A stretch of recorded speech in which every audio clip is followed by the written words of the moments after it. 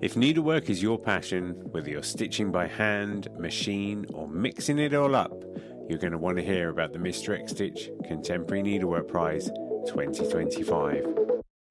This prize celebrates the best in modern stitch, and it's open to creatives from all around the world, whether you're a student or an emerging artist or a seasoned professional.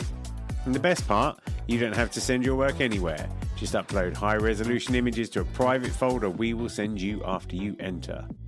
You can enter more than one category, for instance, hand embroidery and 3D textiles. Just grab an entry for each one. And if you've got a student ID, you can get 50% off the entry price as well. The deadline for entering is 30th of June 2025, and entries are now open at xstitchmag.com/prize-entry. Thanks to our brilliant sponsors, Bookmarked Hub by Search Press and David and Charles, and the legends at Lowry Workstands. If you've got the stitch bug, this is your time. Show us what you've got. Enter the prize now. Visit xstitchmag.com/prize-entry to get your ticket today. Dr. Isabella Rosner is an embroidery historian, Royal School of Needlework curator, and the host of the So What podcast. I had an absolute blast talking with Isabella. She is the yin to my yang when it comes to embroidery podcasts. She and I are both excited about needlework and keen to share it with as many different people as possible, but Isabella very much exists in the land of historical embroidery, whereas obviously I'm just obviously at the bleeding edge of what's going on. Yes. I had a great chat with Isabella. We could have gone on for ages. She and I are such a good fit. We're a bit of a super team. I think we've got a mutual appreciation. I think that she knows stuff I don't know. We are a very good combination, and we were able to dive into some really interesting topics of conversation in our two-part chat, the first part of which is gracing your ears now. In this episode, we talk about what it is to be a Royal School of Needlework curator. We find out about how Isabella came to get that role in the first place. And we talk about some of the, if you like, holy grail Royal School of Needlework pieces that she loves. It's a really great conversation. I'm sure you're going to love it. Be sure to tune in next week for the second part of our conversation. And thank you for taking the time to be here. If you're able to share this podcast with one other person you think would be interested, that would be fantastic.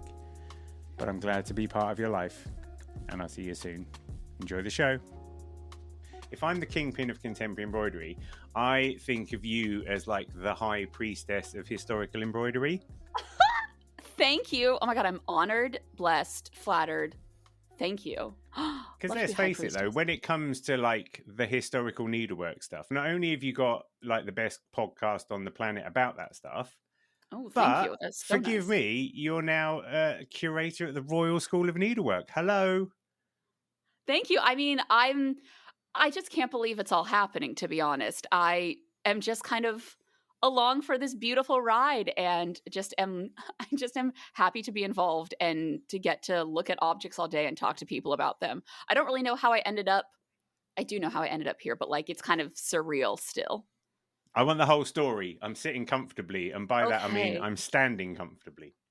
Standing ready for it. So usually when I explain to people my life story, it tends to be, I say like, oh, it's like a long and winding road. It's not. It has been a very straight and narrow path, and everything makes sense. I started off loving historical dress, and that came as a result of growing up in LA, where history is oftentimes not very visible because the Native American history has been largely kind of made invisible in that city. So I started watching period dramas, and I was like, oh my God, the past, the dresses. I didn't realize, like I had always been really interested in fashion, but I kind of didn't realize that people in the past also wore clothing. Like it didn't hit my 11-year-old brain. So I got really interested in historical dress. And then when I started uni, I was lucky enough to intern at various museums in textiles, because I was like, oh, textiles are close to dress. Like, this is good. And I was like, oh, wait, actually, for me, textiles are really where it's at, because these are even oftentimes richer documents about people's lives and like anonymous people's lives. I had never I didn't study history in uni.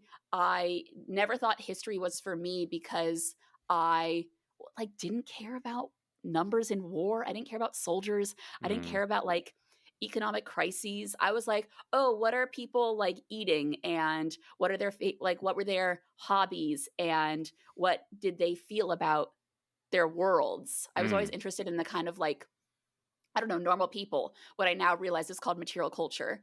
So then when I started looking at textiles, I was like, oh my God, there's history here. I can look at the past through these objects. And that blew up my world, which was I was so excited about it. And I was introduced to embroidery, like historical embroidery, pretty early on in that process because I was interning at the Nantucket Historical Association. Nantucket Shout is an out to the island. Nantucket Historical Association. Shout out to the Nantucket Historical Association because I was working at this place where they taught historical art and craft classes. And I met Edie Bourrier, who is a powerhouse, and she was the right hand woman of Erica Wilson. We have to appreciate and love Erica Wilson. And she was like, do you know how to identify a Nantucket sampler? And I was like, Queen, I don't even know what a sampler is. What's a sampler? That is how fresh we were. And she was like, oh, okay. And then she explained what a sampler was. Of course, like, a needlework kind of exercise, a way to practice or just demonstrate your embroidery skills. And she said, you can identify a Nantucket sampler based on a specific tree motif. And I was like, oh my God, what? Because it was detective work. It was the ability to find out about a person and exactly where they were in the world because of a simple image. That launched me deep into the world of samplers. And then I was lucky enough the next summer to intern at the Met in New York. And my two lovely bosses were working on an installation about samplers. And I was like, can I get in on this? Can I be involved? Please. And I was able to do research for it. And it was samplers, honestly, that started everything. It was samplers that were like the thing that took me from historical dress into historical textiles and embroidery specifically. That's why I continue to be a sampler girly. I will love them forever because they're such wonderful genealogical documents, indicators of a person and the world in which they live. And I think that they are a beautiful insight into lives that are oftentimes pretty lost from the historical record. I Anyway, think that's the interesting point. No. I think that's the interesting point because oftentimes the history we see is a history that has survived, and often that's, to paraphrase, like the history of the rich folks. Right. So, yeah, it's interesting, like you say, to get underneath the surface of that. And like art history, I studied art history for my undergrad and my master's, and I really enjoyed it, but I was still finding that art history was not giving me access to the people I cared about, to the normal people, because even if you're studying, you're studying paintings rather than books, documents, and that helped me at least understand what they're like, a visual representation of their world, but it was still rich people. It was still the people who could afford paintings. It was still the people who could, afford to pay a painter to depict themselves in a very specific way. It ended up feeling to me like not the real authentic look into normal lives that I wanted. And it was, by the end of it, no offense to the straight white male painters of the world, but I was pretty sick of seeing all of these kind of straight white, Christian male genius painters, Picasso, Van Gogh, Monet, all these people who have been kind of touted as the ultimate symbols of Western art history. I was bored. I wanted something different. I wanted something broader, something deeper. What it feels to me that you described earlier was when you met the lady at Nantucket. Yeah. I feel like it's when Luke Skywalker met Obi-Wan Kenobi for the first time. Truly also because there was like I would say a similar age dynamic going on. She is now, how old is Edie? I think she's about 96 or 97 and she's still going strong. So when I met her,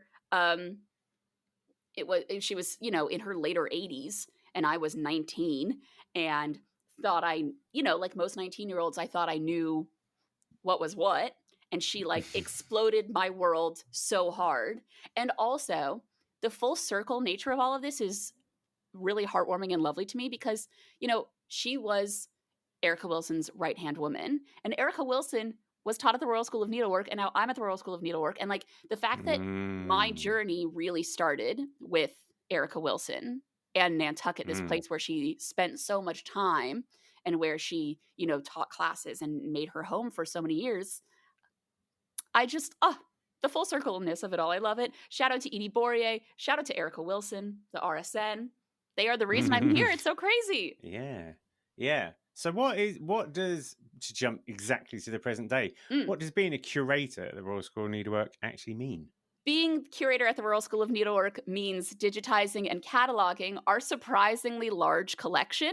I think people don't know that we have at least 10,000 objects and several thousand pieces of archival documentation. I mean, it's like a really big collection, but it's kind of a secret, which is very exciting for me and I think for everybody else because, I don't know, it feels kind of rare to have the opportunity to kind of come face to face, eventually virtually, with so many objects, especially, you know, 10,000 objects, nearly all of which are embroidered. So my current job is cataloging everything, digitizing everything, taking high quality photos. So eventually, soon, we will have a website, a collections website, and it means that everybody will be able to see the objects in our collection. And those objects range from the 8th century. That's the oldest piece in the collection. Wow. Yeah, 8th century Coptic weaving, which is amazing, until today. And we have some really incredible pieces, things from all over the world. And people just don't know. So this is the exciting big reveal. So that is the current project. And it's thinking about, you know, my job as curator is thinking about not only how to digitize these objects and make them publicly accessible, but also how to make them accessible in a way that's relevant to our primary audience, which is stitchers. You know, it's identifying every stitch, linking the Royal School of Needlework collection to the Royal School of Needlework Stitch Bank. It's, you know, identifying motifs and allowing people to search for a specific motif and seeing everything in the collection that has that one image. It's that. So it's early days, you know, we're going to be revealing the first kind of set of objects. And then from there, it will be me going through boxes and various parts of the collection and kind of working to photograph and catalog everything and kind of have things come out in clumps. Yeah, that's amazing. Yeah, because the skilling is in curation, isn't it? It's in the presentation of the information in a way that engages people. I guess it's in the storytelling. And I guess at the moment, what you're discovering the stories as you go along?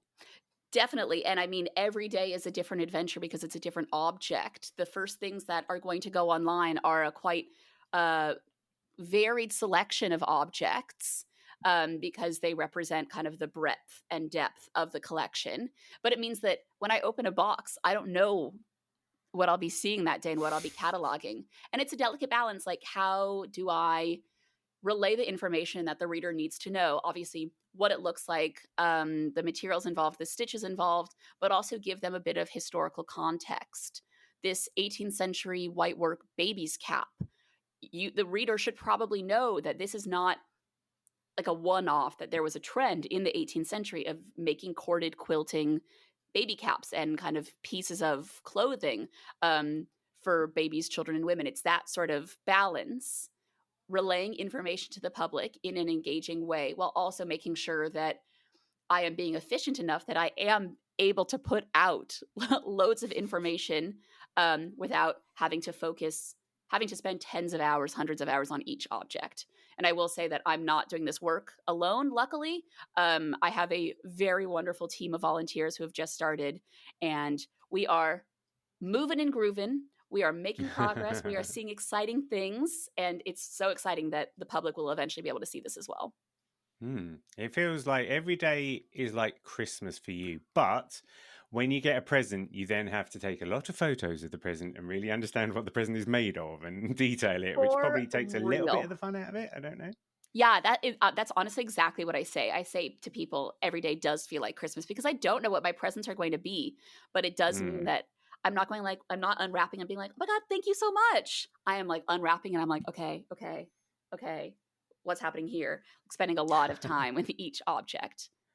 Because I'm guessing as well over time, it's not like, like, I don't know, the Dewey system for libraries or whatever. It's not like these pieces will have been donated and thoroughly detailed at the time when they were given in 1964 or whatever. No, and this is an exciting project because it um, allows us to kind of come to terms with how the collection has been collected over the course of decades. The RSN has been around for more than 150 years now, and for a lot of those years, the collection wasn't really treated as a kind of museum collection. Items were given and very much cared for, but we have oftentimes from stuff in the past very little information about who gave it or what this thing is. So it again is this bit of detective work that I love. It's piecing together these clues. We don't have any information about this object, but I'm seeing these stitches and it looks like this piece in this museum collection and those colors are interesting. What can we glean from an object itself without knowing the story associated with it? And then I suppose you're creating a taxonomy as you go along, right? Because in some ways you're redefining the way textiles are catalogued because of the variety and the extent of the cataloging you're doing. Yeah, it's a pretty big learning curve because, we're dealing with a new collections management system and we're dealing with a wide variety of textile-based objects. So what I'm learning right now in these kind of early stages is, here's this, a sampler in this first group of objects was the first object that had an inscription. So then it was like, okay. I need to now consider how am I writing about the inscription? What information am I telling the public? Then it means that, this object has an inscription. Now every object that has an inscription will have the same information. But sometimes it's like I have to go back because I've realized something in a later piece that means I need to change the earlier piece. It is a learning curve, but I think something that's really important to not only me, but a lot of people at the RSN is consistency.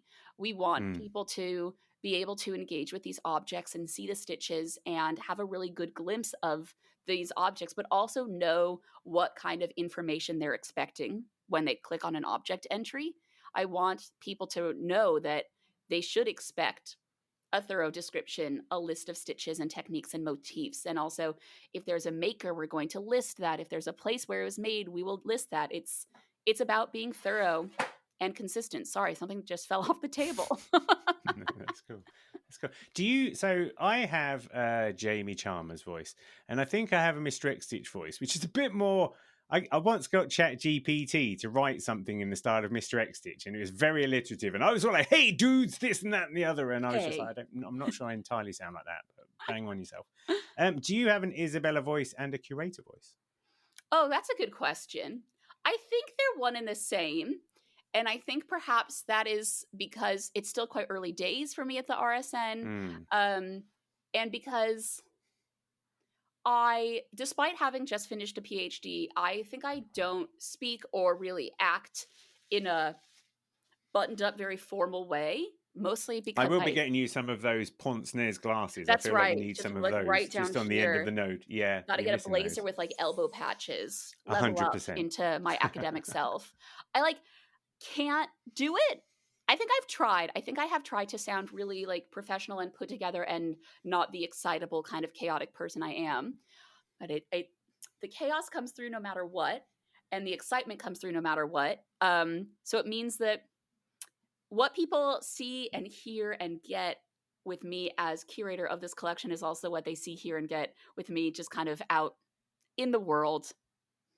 I think it's perfection. Because I think the thing is I might have a misjudged view here, but I think when you think of historical needlework and then you think of Los Angeles, let's call it, Hollywood style, that those two aren't great bedfellows, but that's the beauty of it. That's the beauty of you doing this, and that's the beauty of you doing your podcast and stuff, is your exuberant enthusiasm just makes people want to love this stuff. And it's so easy for this to be all very fusty. And today we are talking about medieval textile manufacturing, totally using grasses and dung.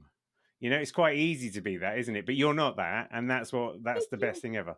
Thank you. That is so nice. And it's totally the same with you. And I have been thinking a lot about how we share this same goal and come at it from the two different sides, which I think is so important. This goal of making embroidery cool and relevant and of interest to people, because we both know that it actually is all of those things. It's just that if your mom or your grandma or whatever wasn't stitching in your life and you have not come across embroidery or cross stitch before, that you might not know how cool it is and how relevant and how radical it can be.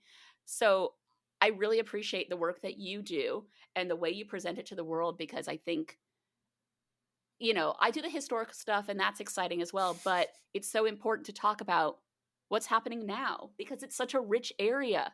There's so much cool stuff going on, and it makes me think that anybody who comes across your stuff and that information can think, "Oh, I can do that too.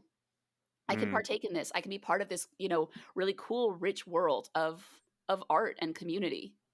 Yeah, I mean, the thing is, I think the phrase legendary dream team doesn't come along that often. I was just thinking of Michael Jordan and Scottie Pippen, for instance, that kind of thing. But I think, without there being too much love in the room, I think this could be a thing. This could be a legendary dream team. I agree. It totally The could. historic and the present together equaling the future, the perhaps. yin and the yang, and I hope whichever one's the better one of those, that's definitely you. I'm the brutal one of those. I don't think that is there a better one? I think it would be you. We've just entered the Embroidery Love Fest here. I hope everybody's on board.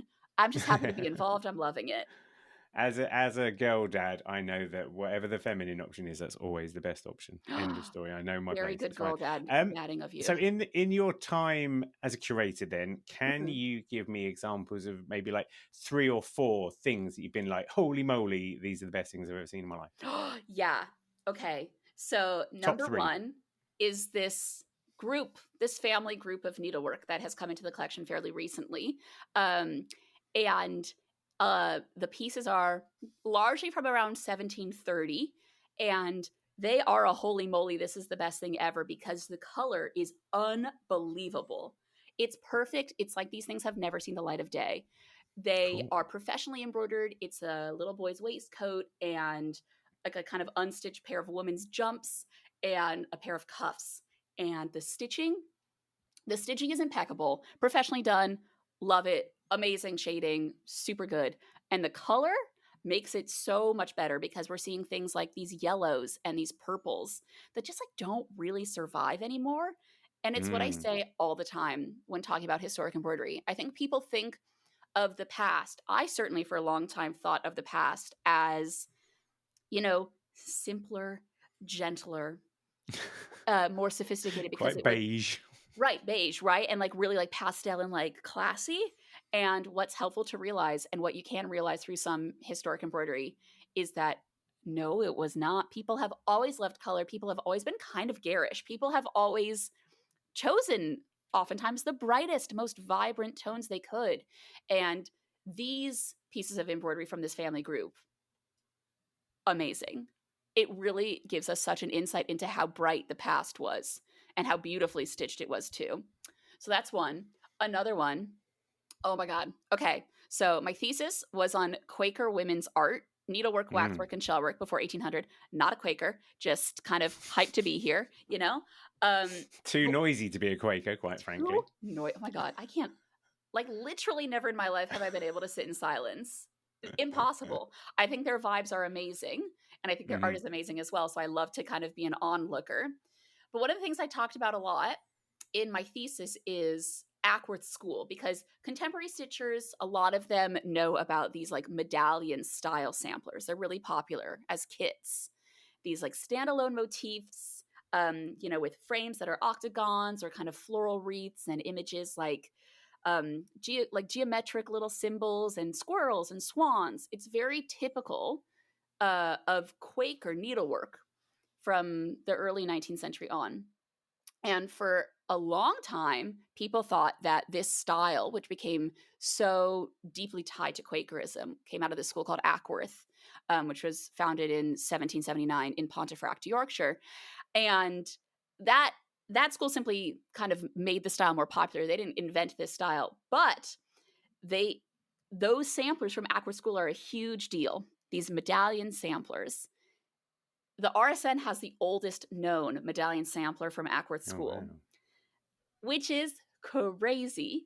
It's from 1783, It's the earliest one by 5 years. It's tiny. I think it got sent in the mail to the RSN in an envelope, like just a modern day envelope. Right. Um, and I only knew about it, like, I actually found out about it before I even joined the RSN because I was lucky enough to read an undergrad's dissertation about needlework and education, and she knew about the sampler, and she included it, and Amy Hare, who was the former RSN contextual studies lecturer, senior lecturer, showed it to me last year, and I was on the floor. I was like, it was a game-changing object, and it continues to be a game-changing object. And I just, uh, Is it yeah. like you're precious? You're like, my precious. It is so my precious. It really like feels like my child. The person who made it is named Benjamina Rickman, and I am like, you have been dead for so many hundreds of years, and yet I'm obsessed with you. Like, thank you for your service. I love her. How do you feel about reincarnation? Could you I feel be really good about it. And Benjamina, if you're out there and if you're listening to this podcast, like, let me know. Hit me up. Yeah. Would love to have a chat. You could even be Benjamina. This is the thing. I mean, people have never seen me and Benjamina Rickman in the same place, so who's to say? 100%. Yeah. Who's to say? Perhaps. Okay, those are two of some of my favorites, but can I talk about a third one? Yeah, okay. definitely. Thank you. There's this object that's very, very beloved at the Royal School of Needlework, which is called the Grove Book. And if people have ever attended any of the RSN live talks or watched them after they go up online, they will probably know about this object because our chief executive, Dr. Susan K. Williams, has given a few talks about it. So the Grove Book is this gigantic, like really actually very big book that was put together by a woman named Georgina Grove in the late 19th and like early 20th centuries, plural. And she was the wife of a brigadier general. And so she traveled the world with her husband and collected textiles and put them all in this book. And she embroidered the cover of the book. And the husband gave us, the RSN, the book in 1924 after she passed away. And that is the book where the oldest piece in the RSN collection is housed, that 8th century Coptic weaving. And that book is, what a banger. Oh my God, there's so much stuff in there. Just amazing, like crazy stuff, like cloth of gold, bits of like an 18th century apron. There's a sampler, again, Quaker, my bias, but there is a sampler that matches like almost to a T, a sampler in the V&A. And we just know that these girls went to school together. It was like, it's very clear that they were connected in some way. And Georgina, I'm obsessed with her. She just collected everything, and she clearly had such an interest in different embroidery techniques, different weaving techniques, different ways in which a variety of cultures kind of engaged with textiles. And she put it all in this book. It's look how big my eyes are right now. Yeah. Because you get it. I was just thinking about, there's a couple of crazy little museums that I'm aware of that are like, there's one in Tring, and I think it's part of the Natural History Museum now, but it was almost like rich man travels world, collects animals, So this is that textile version of that, isn't it?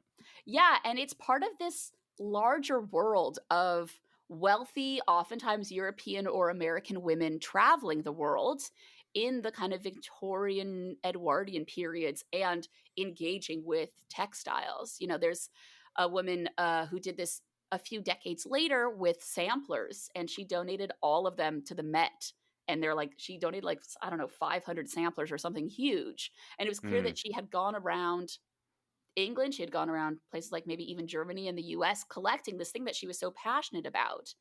And I love very much this idea of people who were wealthy enough to kind of travel the world and engage with different cultures, choosing to collect textiles and embroidery. They were so passionate about this stuff that they basically created for us embroidery encyclopedias just through their own love of the thing. Yeah, and kind of thank God that they did, because as you said, it's quite easy for history to be overwritten. And to go back to the first object that you were talking about, I read Dr. Susan's book, The History of Colour in Textiles. And to me, colour's a thing that we so take for granted now. People go to their shop and they see all of the threads in all of the colours and stuff. And one of the things that was fascinating to me about the book was how, for a long time, textiles couldn't depict life in the way that painting could, because the technology of colour wasn't there, and how cochineal became a Spanish national secret, and all of these things. I would Right. just wonder whether, I'd like to get your take on that whole element, really. I think it's so interesting.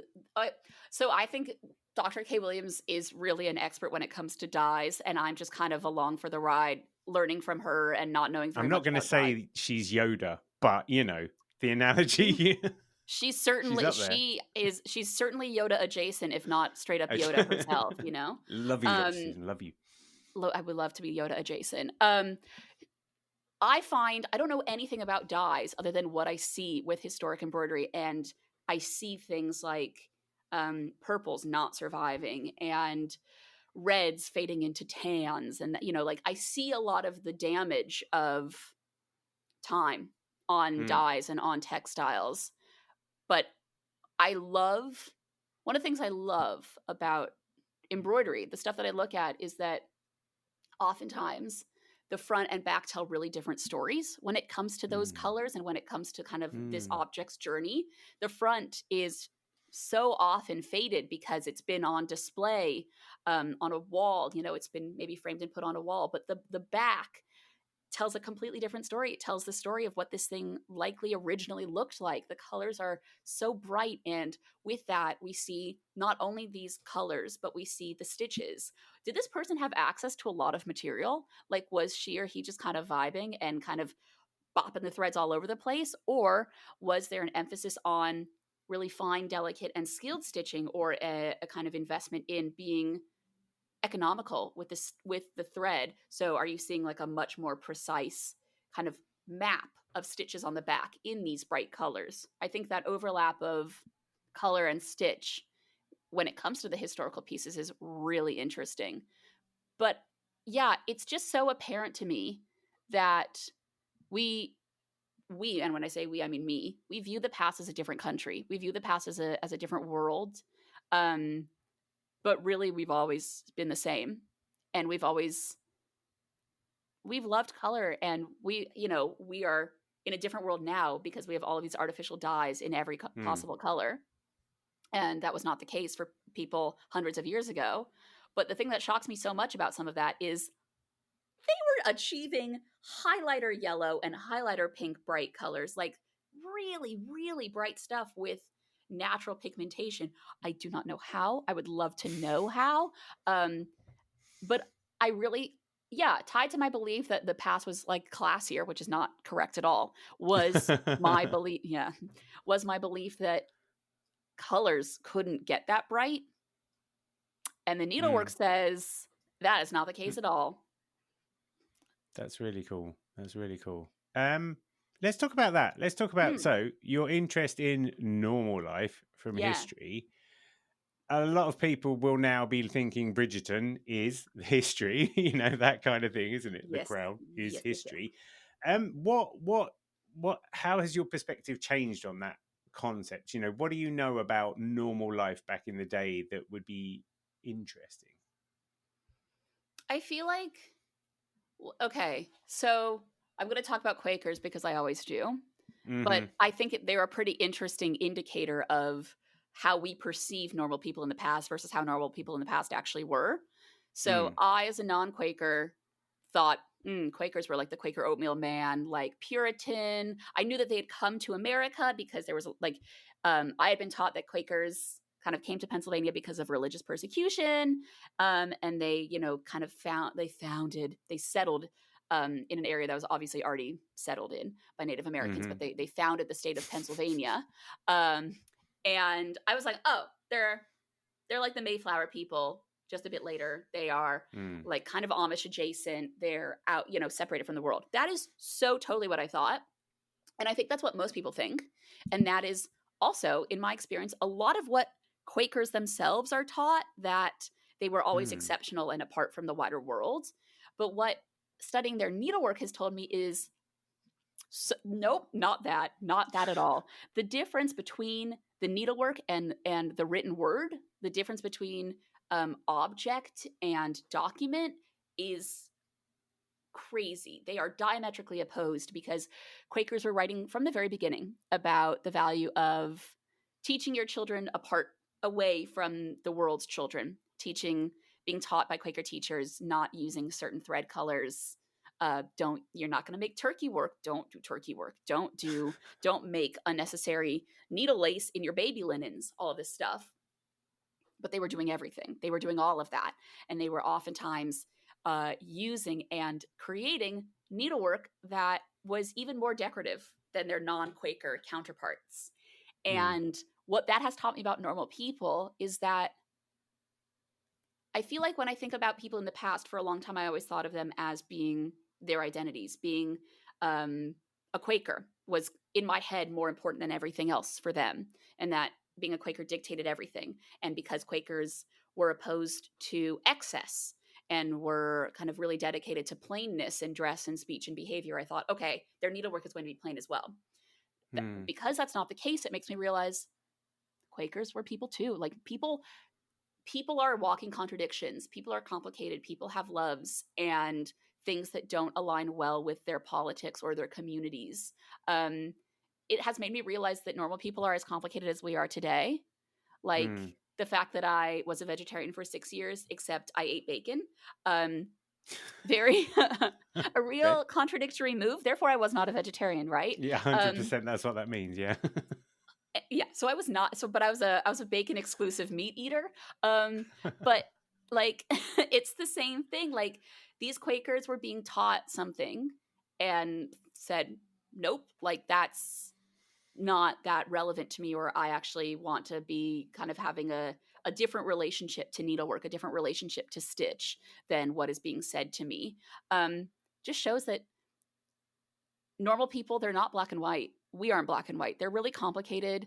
The needlework shows us that complication. It shows us that some women in the past, especially in the 19th century, did not want people to know their real age. So they removed their age in their samplers. Okay.